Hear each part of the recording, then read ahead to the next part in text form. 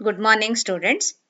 You are welcome to session 36th of Business and Industrial Law.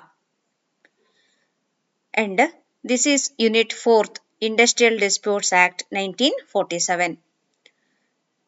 See, students, in the last class, we have learnt about the meaning of industry, the meaning of the term employer and employee according to Industrial Dispute Act 1947. 1947 industrial dispute ಆಕ್ಟಿನ ಪ್ರಕಾರ ಈ ಟರ್ಮ್ಸಿನ meaning ಅನ್ನ ನೋಡಿದ್ವಿ. In today's class we are going to learn about the meaning of dispute, the meaning of industrial disputes and effect of disputes. Okay,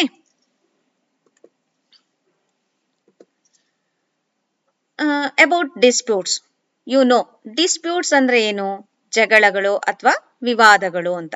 ಅಂದ್ರೆ ಒಬ್ಬರ argument ಅನ್ನ ಮತ್ತೊಬ್ಬರು ಒಪ್ಪದೆ ಹೋದ್ರೆ ಅವಾಗ್ಲೇ ಏನಾಗುತ್ತೆ? ಜಗಳಗಳು ಅಥವಾ ವಿವಾದಗಳು ಹುಟ್ಕೊಳ್ಳೋದಕ್ಕೆ ಸಾಧ್ಯ. So dispute means an argument or disagreement between two or more people. Dispute is an argument ಅಂತೆ. ಆರ್ಗ್ಯುಮೆಂಟ್ ಅಂದ್ರೆ ವಾದ ಮಾಡೋದು. ಇದು ಸರಿ ಅಂತ ಒಂದು ಗುಂಪು ಹೇಳತ್ತೆ, ಆ ಗುಂಪಿನ ವಾದವನ್ನ ಮತ್ತೊಂದು ಗುಂಪು ಒಪ್ಪೋದಿಲ್ಲ. ಅವಾಗ ಏನಾಗುತ್ತೆ? ಅವ್ರ ವಾದ ಅವ್ರು ಸರಿಯಾಗಿರುತ್ತೆ, ಇವ್ರ ಕಡೆಗೆ ಈ ವಾದನ ಸಪೋರ್ಟ್ ಮಾಡ್ಕೊಳ್ತಾ ಇರ್ತಾರೆ. So it is an argument or disagreement. ಒಬ್ರು ಹೇಳಿದ್ದನ್ನ ಇನ್ನೊಬ್ರು ಒಪ್ಲಿಲ್ಲ ಅಂದಾಗ ಏನಾಗುತ್ತೆ? ಡಿಸ್ಅಗ್ರಿಮೆಂಟ್ ಆಗತ್ತೆ. ಒಪ್ಪಿದ್ರೆ ಅಗ್ರಿಮೆಂಟ್ ಆಗತ್ತೆ ಅಲ್ವಾ? So dispute is an argument or disagreement between two or more people. ಇಬ್ರು ಅಥವಾ ಇಬ್ಬರಿಗಿಂತ ಹೆಚ್ಚಿಗೆ ಜನರ ಮಧ್ಯದಲ್ಲಿ ವಾದಗಳು ಏರ್ಪಟ್ರೆ ಅಥವಾ ಒಬ್ಬರ ಅಭಿಪ್ರಾಯವನ್ನ ಇನ್ನೊಬ್ರು ಒಪ್ಲಿಲ್ಲ ಅಂದ್ರೆ ಅವಾಗ ಏನಾಗತ್ತೆ? ಡಿಸ್ಪ್ಯೂಟ್ ಅರೇಸ್ ಆಗತ್ತೆ ಅಂತ ಹೇಳ್ತೀವಿ. The disputes may be official or non official. ಅಂದ್ರೆ ಆ ಡಿಸ್ಪ್ಯೂಟ್ ಅನ್ನೋದು ಅಫಿಷಿಯಲ್ ಆಗಿರಬಹುದು, ಓಕೆ, ಅಥವಾ ಪರ್ಸನಲ್ ಸಹ ಆಗಿರ್ಬೋದು. It may be official or non official. Okay, ಹಾಗೆ ಈಗ ಡಿಸ್ಪ್ಯೂಟ್ಸು ಎಲ್ಲಾ ಗುಂಪಿನ ಮಧ್ಯದಲ್ಲಿ ಆಗೋದಕ್ಕೆ ಸಾಧ್ಯ ಇರುತ್ತೆ. ಈಗ ಮಕ್ಕಳು ಆಟ ಆಡ್ತಾ ಇದ್ದಾರೆ ಅಂದ್ರೆ ಅಲ್ಲೊಂದು ಡಿಸ್ಪ್ಯೂಟ್ ಅರೇಸ್ ಆಗೋದಕ್ಕೆ ಸಾಧ್ಯ ಇದೆ ಅಲ್ವಾ? ಒಂದ್ ಸಂಸ್ಥೆ ಇದೆ ಅಂದ್ರೆ ಅಲ್ಲಿ ಒಂದೇ ತರ ವರ್ಕ್ ಮಾಡ್ತಾ ಇರೋ ನಾನಾ ಕಡೆಯಿಂದ ಬಂದಿರುವಂತಹ ಜನರು ಇರ್ತಾರೆ. ಒಬ್ಬರ ವಾದ, ಒಬ್ಬರ ಅಭಿಪ್ರಾಯನ ಇನ್ನೊಬ್ರು ಒಪ್ಲಿಲ್ಲ ಅಂದ್ರೆ ಅಲ್ಲೂ ಡಿಸ್ಪ್ಯೂಟ್ ಆಗೋ ಸಾಧ್ಯತೆ ಇದೆ. ಅದೇ ತರ ಒಂದು ಇಂಡಸ್ಟ್ರಿಯಲ್ಲಿಯೂ ಸಹ ಏನಾಗಕ್ ಸಾಧ್ಯತೆ ಇದೆ? ಡಿಸ್ಪ್ಯೂಟ್ಸ್ ಆಗುವಂತಹ ಸಾಧ್ಯತೆಗಳು ಇದಾವೆ. ಸೊ ಈಗ ನಾವು ಜನರಲ್ ಆಗಿ ಏನ್ ಹೇಳ್ಬೋದು? ಡಿಸ್ಪ್ಯೂಟ್ ಅಂದ್ರೆ ಇಂಡಸ್ಟ್ರಿಯಲ್ ಡಿಸ್ಪ್ಯೂಟ್ ಅಂದ್ರೆ ಇಂಡಸ್ಟ್ರಿನಲ್ಲಿ ಡಿಸ್ಪ್ಯೂಟ್ ಆದ್ರೆ ಅದನ್ನ ಇಂಡಸ್ಟ್ರಿಯಲ್ ಡಿಸ್ಪ್ಯೂಟ್ ಅಂತ ನಾವು ಜನರಲ್ ಆಗಿ ಹೇಳ್ಬೋದು. But industrial dispute act of 1947 has given one definition. Under its section 2K, it has defined industrial dispute like this. ಏನಂತೆ? Any dispute or difference between employer and employers. Any dispute ಅಂದ್ರೆ ನಿಮಗೆ ಗೊತ್ತಿದೆ, argument or disagreement between two or more people ಅಂತ. So any dispute or difference ಅಂದ್ರೆ ವ್ಯತ್ಯಾಸ, ಅಭಿಪ್ರಾಯಗಳಲ್ಲಿ ವ್ಯತ್ಯಾಸ. Between whom and whom? Between employer and employers. Employer and employer, ಉದ್ಯೋಗದಾತರು ಮತ್ತು ಉದ್ಯೋಗದಾತರ ನಡುವೆ ಇರಬಹುದು. Or between employers and workers. Employer ಮಧ್ಯದಲ್ಲಿ ಅಥವಾ ಎಂಪ್ಲಾಯರ್ ಮಧ್ಯದಲ್ಲಿ ಮತ್ತೆ ಅವರ ವರ್ಕರ್ಸ್ ಮಧ್ಯದಲ್ಲಿ, ಉದ್ಯೋಗದಾತರಿಗೂ ಕಾರ್ಮಿಕರಿಗೂ ಏನಾಗ್ಬೋದು? ಡಿಸ್ಪ್ಯೂಟ್ಸ್ ಆಗ್ಬೋದು. ಅಥವಾ ಬಿಟ್ವೀನ್ ವರ್ಕ್ಮನ್ ಅಂಡ್ ವರ್ಕ್ಮನ್, ಅಂದ್ರೆ ಕಾರ್ಮಿಕರಿಗೂ ಮತ್ತೇನಾಗ್ಬೋದು? ಡಿಫರೆನ್ಸ್ ಆಫ್ ಒಪಿನಿಯನ್ ಬರ್ಬೋದು ಅಲ್ವಾ? So any dispute or disagreement or difference between employer and employer, okay, between employers and workers, or between workman and workman, ಉದ್ಯೋಗದಾತರಿಗೂ ಮಧ್ಯದಲ್ಲಿ ಆಗಬಹುದು, ಉದ್ಯೋಗದಾತರಿಗೂ ಕಾರ್ಮಿಕರಿಗೂ ಮಧ್ಯದಲ್ಲಿ ಆಗಬಹುದು, ಅಥವಾ ಕಾರ್ಮಿಕರ ಮಧ್ಯದಲ್ಲಿ ಆಗಬಹುದು. ಅದ್ ಯಾವ್ದಕ್ ಸಂಬಂಧಪಟ್ಟಿದ್ದಾಗಿರತ್ತಂತೆ? Which is connected with the employment. ಅಂದ್ರೆ ಉದ್ಯೋಗಕ್ಕೆ ಸಂಬಂಧಪಟ್ಟಿದ್ದಾಗಿರಬಹುದು, ಆರ್ ನಾನ್ ಎಂಪ್ಲಾಯ್ಮೆಂಟ್, ಉದ್ಯೋಗಕ್ಕೆ ಸಂಬಂಧಪಟ್ಟಿದ್ದಲ್ಲದೆ ಬೇರೆನೂ ಸಹ ಆಗಿರಬಹುದು. Okay, or the terms of employment or with the conditions of labour of any persons. Okay, or ಏನಂತೆ, it is connected with the employment or non employment, ಉದ್ಯೋಗಕ್ಕೆ ಸಂಬಂಧಿಸಿದ್ದಾಗಿರ್ಬೋದು, ಉದ್ಯೋಗಕ್ಕೆ ಸಂಬಂಧಿಸಿದಲ್ಲದೆ ಇದ್ದಿರ್ಬೋದು. Or about the terms of employment ಆಗಿರ್ಬೋದು, ಎಂಪ್ಲಾಯ್ಮೆಂಟಿನ ಕಂಡೀಷನ್ನಿನ ಬಗ್ಗೆ ಆಗಿರ್ಬೋದು, ಅಥವಾ conditions of labour of any person ಅದು ಸಹ ಆಗಿರ್ಬೋದು. ಇದನ್ನ ನಾವು ಇಂಡಸ್ಟ್ರಿಯಲ್ ಡಿಸ್ಪ್ಯೂಟ್ ಅಂತ ಕರಿತೀವಿ ಅಂತ industrial dispute act of 1947 define ಮಾಡುತ್ತೆ. So according to Industrial Dispute Act 1947, any dispute or difference between employer and employers, between employers and workers, or between workman and workman, which is connected with the employment or non-employment, or the terms of employment, or with the conditions of labor of any persons. ಇದನ್ನ ನಾವು ಏನಂತ ಕರಿತೀವಿ, industrial dispute ಅಂತ ಕರಿತೀವಿ. ಓಕೆನಾ? ಹಾಗಾದ್ರೆ industrial dispute ಅಂದ್ರೆ ಏನು, ಎಂಪ್ಲಾಯರಿಗೂ ಮಧ್ಯದಲ್ಲಿ ಏನಾದ್ರು ಡಿಫರೆನ್ಸ್ ಆಫ್ ಒಪಿನಿಯನ್ ಬಂದ್ರೆ, ಅಥವಾ ಎಂಪ್ಲಾಯರಿಗೂ ಮತ್ತೆ ವರ್ಕರ್ ಮಧ್ಯದಲ್ಲಿ ಯಾವುದೇ ರೀತಿಯ ಡಿಫರೆನ್ಸ್ ಆಫ್ ಒಪಿನಿಯನ್ ಬಂದ್ರೆ, ಅಥವಾ ಬಿಟ್ವೀನ್ ವರ್ಕ್ಮನ್ ಅಂಡ್ ವರ್ಕ್ಮನ್, ಕಾರ್ಮಿಕರ ಮಧ್ಯದಲ್ಲೇ ಏನಾದ್ರೂ ಡಿಫರೆನ್ಸ್ ಆಫ್ ಒಪಿನಿಯನ್ ಬಂದ್ರೆ, ಅದು ಯಾವುದಕ್ಕೆ ಸಂಬಂಧಪಟ್ಟಿರ್ಬೇಕಂತೆ, ಎಂಪ್ಲಾಯ್ಮೆಂಟಿಗೆ ಸಂಬಂಧಪಟ್ಟಿದ್ದಾಗಿರ್ಬೋದು, ಎಂಪ್ಲಾಯ್ಮೆಂಟ್ ಇಂದ ಹೊರತಾಗಿದ್ದಾಗಿರ್ಬೋದು, ಅಥವಾ ಎಂಪ್ಲಾಯ್ಮೆಂಟಿನ ಟರ್ಮ್ಸ್ ಬಗ್ಗೆ ಆಗಿರ್ಬೋದು. ಟರ್ಮ್ಸ್ ಅಂದ್ರೆ ಈಗ 8 hours ವರ್ಕ್ ಡ್ಯೂಟಿ ಅಂತ ಇದೆ, ಅದನ್ನ 9 ಗಂಟೆಗೋ 10 ಗಂಟೆ ತನಕ ವರ್ಕ್ ಮಾಡ್ಬೇಕು ಅಂತಾನೋ ರೈಸ್ ಮಾಡಿರೋ ಅಂತ ಇಟ್ಕೊಳ್ಳಿ. ಅವಾಗ ತೊಂದರೆ ಆಗೋದು ಯಾರಿಗೆ, ಲೇಬರ್ಸಿಗೆ ಅಲ್ವಾ. ಸೊ ಅದು terms of employment, conditions of labour ಏನಾಯ್ತು, ಈಗ ಕಷ್ಟ ಆಗ್ತಾ ಹೋಯ್ತು ಅಲ್ವಾ. ಇದ್ರ ಬಗ್ಗೆ ಏನಾಗಿರುತ್ತೆ, ಡಿಸ್ಪ್ಯೂಟ್ ಅರೇಸ್ ಆಗಿರುತ್ತೆ. ಇದನ್ನ ಇಂಡಸ್ಟ್ರಿಯಲ್ ಡಿಸ್ಪ್ಯೂಟ್ ಅಂತ ಕರಿತೀವಿ. ಓಕೆ, ಆಮೇಲೆ you have to remember one point students here. Industrial dispute does not mean a dispute between an individual worker and the management. See, industrial dispute ಅಂದ ತಕ್ಷಣ ಇಂಡಿವಿಜುವಲ್ ವರ್ಕರಿಗೂ ಮ್ಯಾನೇಜ್ಮೆಂಟಿಗೂ, ಅಂದ್ರೆ ಒಬ್ಬ ವರ್ಕರಿಗೂ ಮ್ಯಾನೇಜ್ಮೆಂಟಿಗೂ dispute ಆದ್ರೆ ಅದನ್ನ ಏನಂತ ಕನ್ಸಿಡರ್ ಮಾಡಲ್ವಂತೆ, it is not considered as individual dispute. For example, there is a company under which one person, Mr. A is there. ಯಾವುದೋ ಒಂದು ಕಾರಣಕ್ಕೋಸ್ಕರ ಮಿಸ್ಟರ್ ಎಗೂ ಮ್ಯಾನೇಜ್ಮೆಂಟಿಗೂ ಡಿಸ್ಪ್ಯೂಟ್ ಆಗಿದೆ, ಅವರಿಬ್ರು ಮಧ್ಯೆ ಮಾತ್ರ ಇದೆ ಡಿಸ್ಪ್ಯೂಟ್, ಆಯ್ತಾ. ಇದನ್ನ ಏನಂತ ಕನ್ಸಿಡರ್ ಮಾಡಲ್ಲ, it is not regarded as industrial dispute. Okay, ಆದ್ರೆ ಈಗ ಆ ಸಂಸ್ಥೆನಲ್ಲಿರುವ ಎಲ್ಲ ವರ್ಕರ್ಸು ಆ ಮಿಸ್ಟರ್ ಎಗೆ ಸಪೋರ್ಟ್ ಮಾಡಿ ಎಂಪ್ಲಾಯರಿಗೆ ಕೋಆಪರೇಷನ್ ಕೊಡದೆ ಹೋದ್ರೆ, ಅಥವಾ ಇಡೀ ಯೂನಿಯನ್ ನಲ್ಲಿ ಜನರು ಅಂದ್ರೆ ಕಾರ್ಮಿಕರು ಈ ವ್ಯಕ್ತಿಗೆ ಸಪೋರ್ಟ್ ಮಾಡಿ ಕೆಲಸಕ್ಕೆ ಕೋಆಪರೇಷನ್ ಕೊಡದೆ ಹೋದ್ರೆ, ಅವಾಗ ಏನಾಗುತ್ತೆ, ಈ ಇಂಡಿವಿಜುವಲ್ ಡಿಸ್ಪ್ಯೂಟ್ ಇದ್ದಿದ್ದು ಇಂಡಸ್ಟ್ರಿಯಲ್ ಡಿಸ್ಪ್ಯೂಟ್ ಆಗಿ ಬದಲಾಗುತ್ತೆ. ಗೊತ್ತಾಯ್ತಾ? ಹಾಗಾದ್ರೆ ಒಂದು ಸಂಸ್ಥೆಯಲ್ಲಿ ಒಬ್ಬ ಉದ್ಯೋಗಿಗೂ ಮತ್ತೆ ಮ್ಯಾನೇಜ್ಮೆಂಟಿಗೂ ಏನೋ ಮಿಸ್ಅಂಡರ್ಸ್ಟ್ಯಾಂಡಿಂಗ್ ಬಂದು ಡಿಸ್ಪ್ಯೂಟ್ ಆಯ್ತು ಅಂತಂದ್ರೆ ಅದನ್ನ ಇಂಡಸ್ಟ್ರಿಯಲ್ ಡಿಸ್ಪ್ಯೂಟ್ ಅಂತ ಕರೆಯಲ್ಲ. ಓಕೆನಾ? ಅದಕ್ಕೆ ಬೇರೆ ವರ್ಕರ್ಸು ಸಪೋರ್ಟ್ ಮಾಡಿ ಅಥವಾ ಯೂನಿಯನ್ನಿನ ವರ್ಕರು ಸಪೋರ್ಟ್ ಮಾಡಿ ಹೀಗಾಗಿ ಅದು ದೊಡ್ಡ ಪ್ರಮಾಣದಲ್ಲಿ ಆಯ್ತು ಅಂದ್ರೆ ಅದನ್ನ ಇಂಡಸ್ಟ್ರಿಯಲ್ ಡಿಸ್ಪ್ಯೂಟ್ ಅಂತ ಕರಿತೀವಿ. Okay, so industrial dispute does not mean A dispute between an individual worker and the management.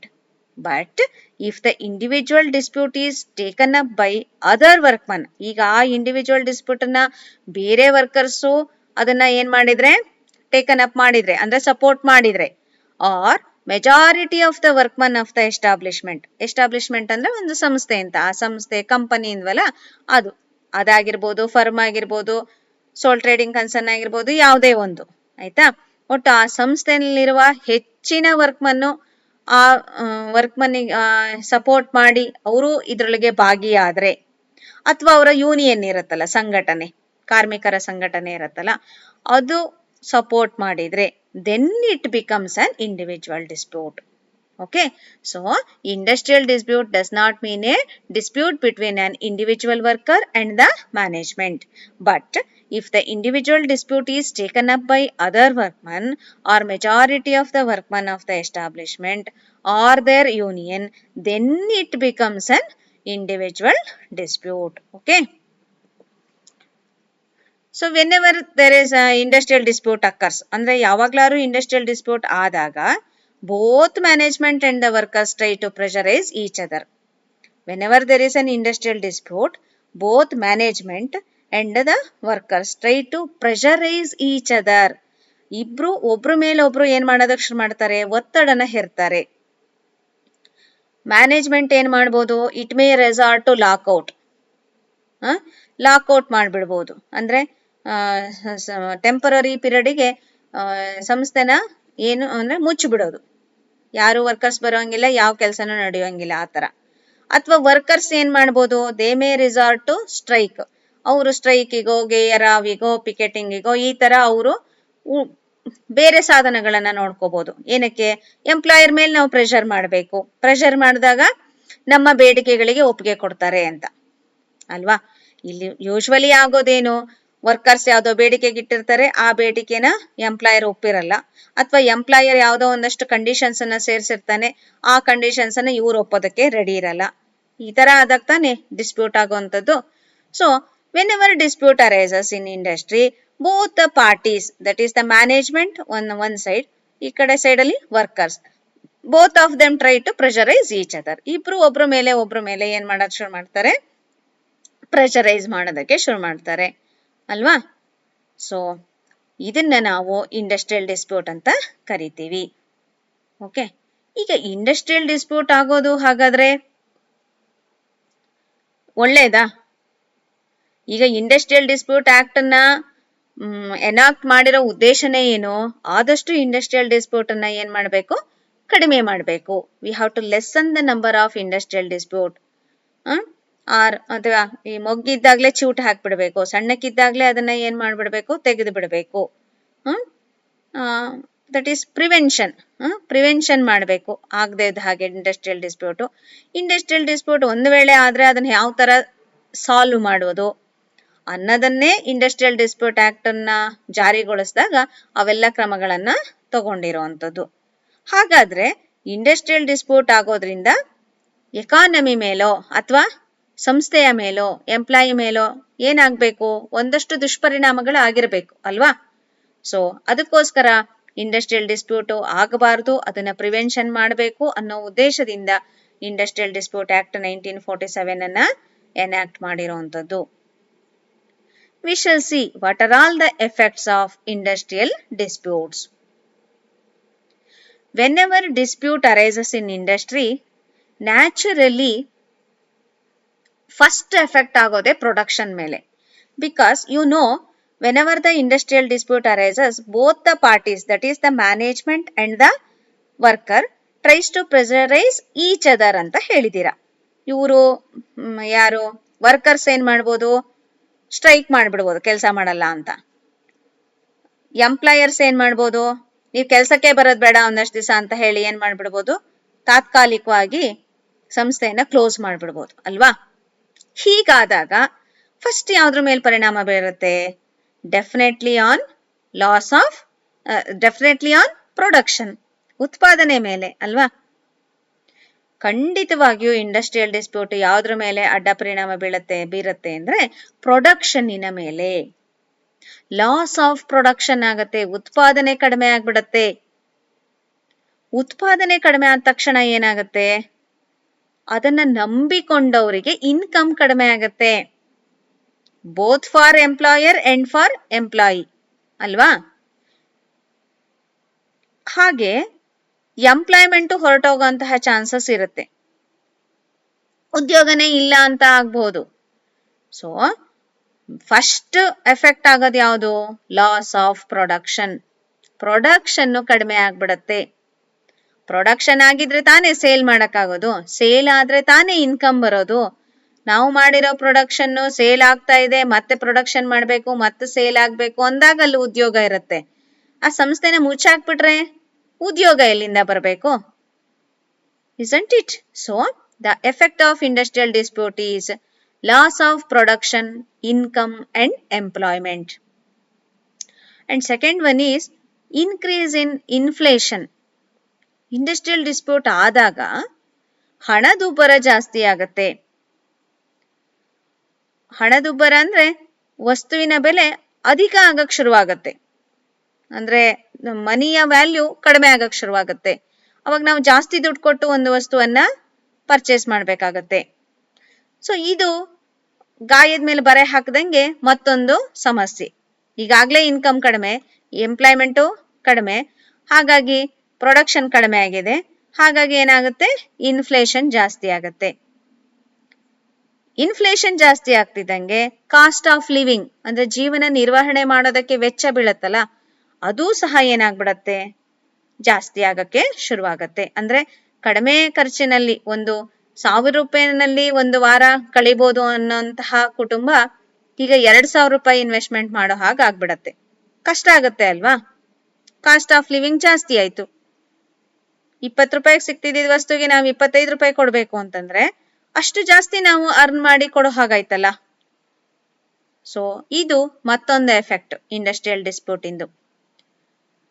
ಇವೆಲ್ಲ ಆದಾಗ ಏನಾಗುತ್ತೆ ಅಂದ್ರೆ adverse effect on the welfare of the nation. ದೇಶದ ಯೋಗಕ್ಷೇಮದ ಮೇಲೆ ಅಡ್ಡ ಪರಿಣಾಮ ಬೀಳತ್ತೆ. ದೇಶದ ಯೋಗಕ್ಷೇಮ ಅಂದ್ರೆ ಯಾರ ಯೋಗಕ್ಷೇಮ?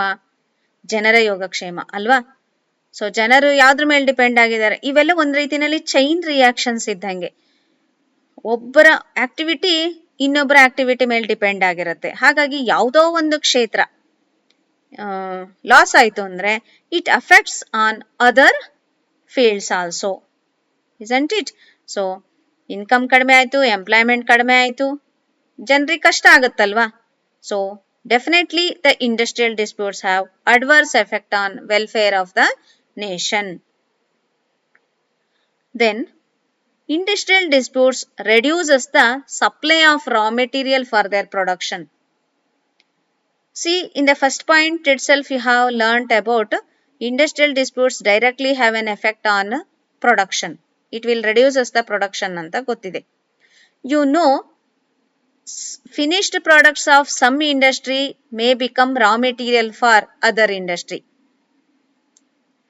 ಈಗ ಒಂದು ಇಂಡಸ್ಟ್ರಿಯ ಫಿನಿಶ್ಡ್ ಪ್ರಾಡಕ್ಟ್ಸು ಇನ್ನೊಂದು ಇಂಡಸ್ಟ್ರಿಗೆ ರಾ ಮೆಟೀರಿಯಲ್ ಆಗಿದೆ ಅಂತಂದ್ರೆ ಆ ರಾ ಮೆಟೀರಿಯಲ್ ಆಗುವಂತಹ ಇಂಡಸ್ಟ್ರಿ ಇದೆಯಲ್ಲ, ಅದು ಅಲ್ಲಿ ಪ್ರೊಡಕ್ಷನ್ ನಿಂತಿದೆ ಅಂದ್ರೆ ಏನಾಗತ್ತೆ?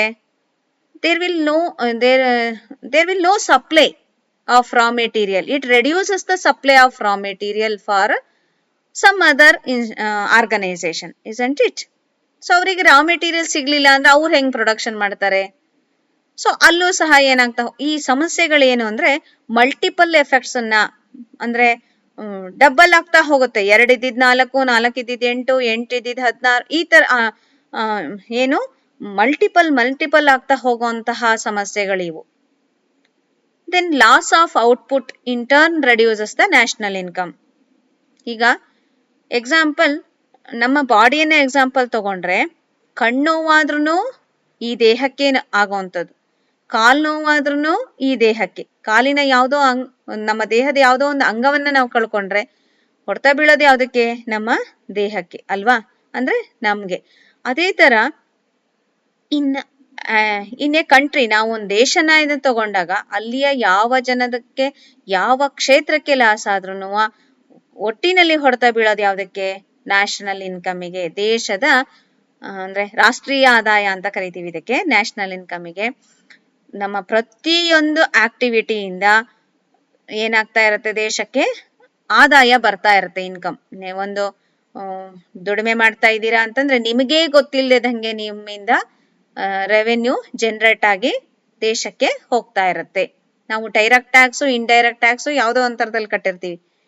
ಡೈರೆಕ್ಟ್ ಟ್ಯಾಕ್ಸ್ಗಿಂತ ಇಂಡೈರೆಕ್ಟ್ ಟ್ಯಾಕ್ಸಿನ ಮೂಲಗಳು ತುಂಬಾ ಇರುತ್ತೆ. ಹಾಗಾಗಿ ಪ್ರತಿ ಒಂದು ಆಕ್ಟಿವಿಟಿಯಿಂದ ನ್ಯಾಷನಲ್ ಇನ್ಕಮ್ ಜನರೇಟ್ ಆಗ್ತಾ ಇರುತ್ತೆ, ಅದು ಜಾಸ್ತಿ ಆಗ್ತಾ ಇರುತ್ತೆ.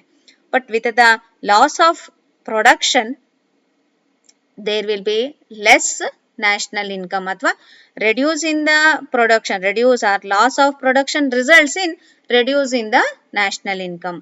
ಅಂದ್ರೆ ಉತ್ಪಾದನೆ ಕಡಿಮೆ ಆಗ್ಬಿಡ್ತು ಅಂತಂದ್ರೆ ನ್ಯಾಷನಲ್ ಇನ್ಕಮು ಸಹ ಏನಾಗುತ್ತೆ, ಕಡಿಮೆ ಆಗತ್ತೆ. ಸೊ ಇವೆಲ್ಲ ಇಂಡಸ್ಟ್ರಿಯಲ್ ಡಿಸ್ಪ್ಯೂಟಿನಿಂದ ಆಗುವಂತಹ ದುಷ್ಪರಿಣಾಮಗಳು. ಸೊ ಈ ತರ ಆಗಬಾರ್ದು. ಹಾಗಾಗಿ ಎಲ್ಲಾರು ಒಂದ್ ಕಡೆ ಇಂಡಸ್ಟ್ರಿಯಲ್ ಡಿಸ್ಪ್ಯೂಟ್ ಅರೈಸ್ ಆಯ್ತು ಅಂದ್ರೆ ಅದನ್ನ ಶುರುವಿನಲ್ಲೇ ಏನ್ ಮಾಡ್ಬೇಕು, ಅದನ್ನ ದೊಡ್ಡ ಆಗದೆ ಹಂಗೆ ನೋಡಿ ಅದನ್ನ ಅಲ್ಲೇ ಏನು ಪ್ರಿಕಾಷನ್ ಮೆಜರ್ ಅನ್ನ ತಗೊಂಡು ದೊಡ್ಡ ಆಗದೆ ಹಾಗೆ ನೋಡ್ಕೊಂಡು ಅದಕ್ಕೆ ಕ್ಯೂರ್ ಮಾಡ್ಬಿಡ್ಬೇಕು. ಸೊ ಅದಕ್ಕೋಸ್ಕರ ಇಂಡಸ್ಟ್ರಿಯಲ್ ಡಿಸ್ಪ್ಯೂಟ್ ಆಕ್ಟ್ 1947 ಅನ್ನೋ ಕಾಯ್ದೆನ ಜಾರಿಗೆ ತಂದಿರೋದು ಮಕ್ಕಳೇ. ಸೊ ಈಗಾಗಲೇ ನೀವೇನೇನ್ ಕಲ್ತ್ರಿ ಹಾಗಾದ್ರೆ, you have learn the meaning of term dispute, ಹಾಗೆ you have learn the meaning of industrial dispute and also the effect of industrial dispute. Okay, now we shall see some of the multiple choice questions regarding this class. First nimge questions anna toristhini, please write or mark the answer for those questions. In the last slide I will show the answers, avaga check madkoli. The Industrial Dispute Act is enacted in the year 1974, 1947, 1749, 1917. Mark the answer.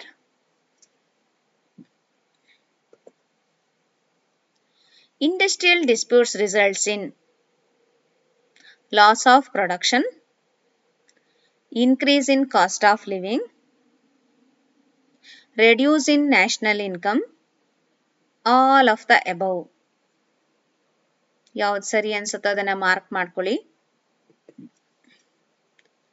Next, industrial dispute is the dispute between employer and employer, workman and workman, employers and workman, all of the above.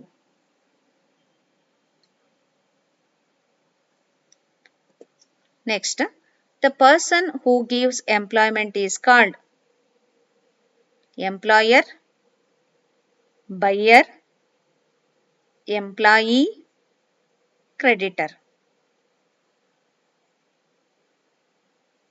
Mark ಮಾಡ್ಕೊಳ್ಳಿ answer ನ. And the last question is, industrial disputes are connected with employment, terms of the employment, conditions of workman, all of the above. Okay, so ಯೋಚನೆ ಮಾಡಿ answer ಅನ್ನ ಮಾಡಿ. I will show the answer. See, this is the answer for those 5 questions. Check it whether you have marked the answers correctly. Okay, so go through all these things, practice ಮಾಡಿ. As it is a difficult topic, please go through this video again and again. Okay, thank you students.